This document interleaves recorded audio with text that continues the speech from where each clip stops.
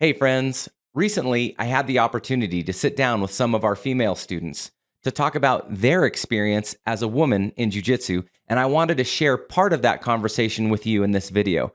If you want to see the whole conversation in its entirety, I'll include a link to another video in the description below. Otherwise, sit back, relax, and enjoy the chat. We all start somewhere. Yeah. Right? Everybody starts somewhere. You had experience. You didn't have experience, right? You were like, you hated it. Yeah. Like we all started somewhere, right? And you guys have heard me talk about how much courage it takes to cross the threshold. Think back to the first time that you guys were coming, first week, first month. Did it feel awkward walking into what was perceived, or did you perceive it as a male-dominated sport? And was it awkward walking into that environment? Just explain a little bit why or why not. When we found some actual well-taught jiu-jitsu under an actual black belt, that was really cool. It was kind of uncomfortable, but I guess for me, like I've always had that drive to be one of the boys. I was a lot different than a lot of women. I walked into that gym thinking I was a 5'3" brick potty house. And I mean, I was like, yup. And so for me, like jiu-jitsu was super humbling. It was uncomfortable, but no one ever made it awkward. I would say the most awkward thing was trying to learn how to hip out. Some of those things they're really intimidating. And the thing that was really cool though was even when it was really hard to do, it was very encouraging to hear nobody's good at this. Like you're not born being good at this. Mm-hmm. Like everybody has to develop and grow. And so it was better for me to hear that nobody was good at it, and the encouragement went far. But as far as it being awkward, it wasn't ever awkward. Yeah, I thought it was the most awkward thing I have ever done in my entire life. 10 out of 10. Didn't like it. I was like, this is not fun. And again, I was like, I think I don't like being not good at things as well. Mm-hmm. But no, I was super uncomfortable. I would say probably for the first month, super uncomfortable. But I think it was like the ladies grabbing me and like walking me through things. It made me feel so much comfort. But then 1 month in, like my whole world changed. And then all of a sudden I'm like trying to pick the biggest guy in the room. And I'm like, oh my gosh, like who can I take down now? Or like if someone attacks me, it's going to be a giant dude. So why not pick the biggest guy in the room and start practicing there, Yeah. So, I mean, it didn't take long to get over it. But yeah, at first, no, I hated it.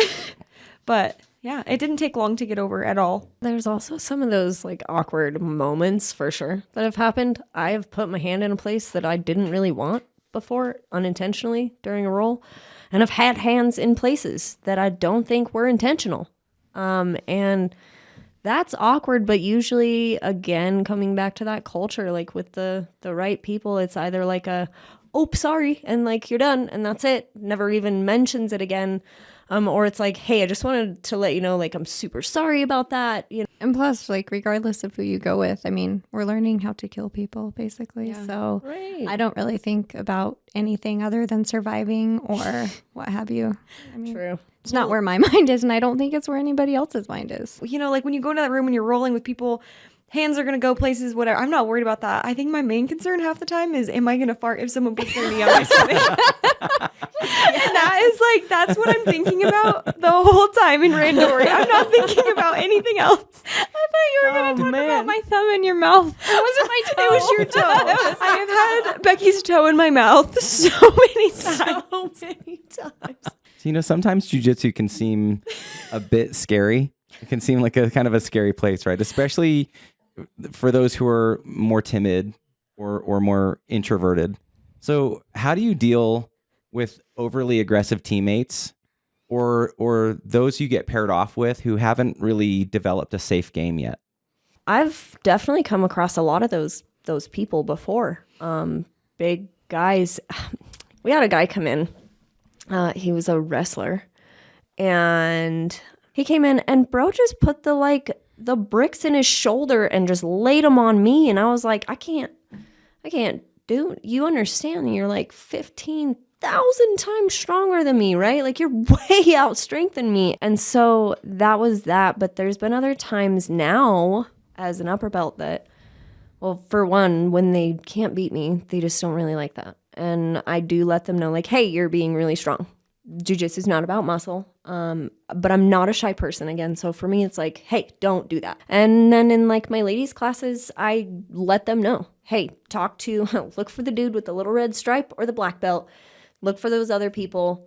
Talk to them about who you want to work with, and or make sure that you find the darkest belt in the room. Maybe when I first started, I was more, I don't know, in self-defense mode where I would just like kind of shell up and not really work as much. But I don't think there's too many people that are that way. And when I do come across it, I'll do the same thing. I'll say, okay, you should not do that. That's unsafe. Like, don't roll me over backwards over my knees. That's going to hurt. And I'll just say, like, you can talk to professors if you don't, know the right thing to do, but that's not it. Or this is rude, no body triangles, please. Just things like that. And there's been times where I do know that even though I work okay with them, I know like any new coming person, like female especially, I've told the coaches before, like, hey, please don't let this guy go with any of my girls. Like, it's not safe, he's not ready, or whatever the case may be. So that's happened too, because we got to look out for each other. I definitely feel like I was that shy person for a long time. I feel like I put myself in so many positions where, I did get not hurt, but things didn't feel great, or people were being a little aggressive, and I was too afraid to say anything, even though everyone was super amazing about like, hey, if someone's being so aggressive, talk to this person. Don't be afraid to say something. I still was. It took a long time. I think that was like something I had to overcome too. Like you just have to learn it, and that comes with self-confidence on the mats, and you find it eventually. But I think everyone supports each other really well in there when it comes to those situations. So I'm not worried about a single thing like that anymore, but Yeah, good. definitely from being the shy person, from saying something, yeah, it definitely takes some growth. Again, it's about the more senior women going in and being like immediate. I don't even give them a chance. I immediately look over and I'm like, hey, you're my partner. Yeah, because that's Scoop them up. It's terrifying when you're new and everyone's got a partner. They're already making eye contact, and you're like, I'm the last picked in dodgeball. Yeah, I don't want that to happen to a woman ever. Yeah. I really want that to be a safe space. Yeah. And then exactly like Becky had said too, talking to the professorship, like, hey, this little tiny human is not going to work with him or him because they're way too big and they're still way too young in the sport to know how to be careful with them. Not all of us roll like she does.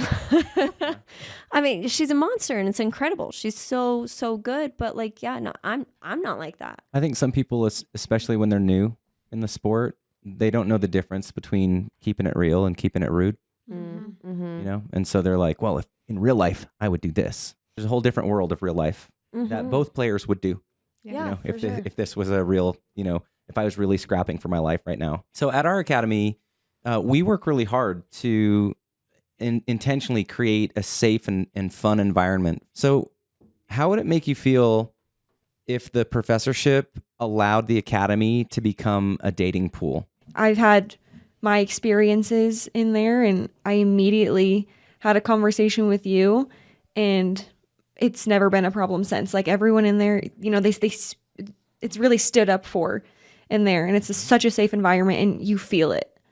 That's not even a question. It would never even happen. It's not a thing. And if it was even a question of being a thing, it wouldn't be the culture that we have. So there's not a place for it. For me, it really does defeat the whole purpose. Like we're trying to equip women so that they don't have to feel creeped out or vulnerable, or we're trying to empower people. Point being, find an academy if you're looking. Find an academy where that isn't the norm. Well, and I think you said it perfectly one time too. You said we're all doing the same sport. We're all like-minded people. Of course, there may be some attraction here or there, but it's our job to recognize that we're brothers and sisters in that room. And I think that's really pushed, and I really appreciate that about our academy. Like, we are a huge family there. And we all just got to recognize that. If you want to hear the rest of this conversation, make sure to click that link in the description below. As always, thanks for watching. Happy training, and I'll see you on the mats.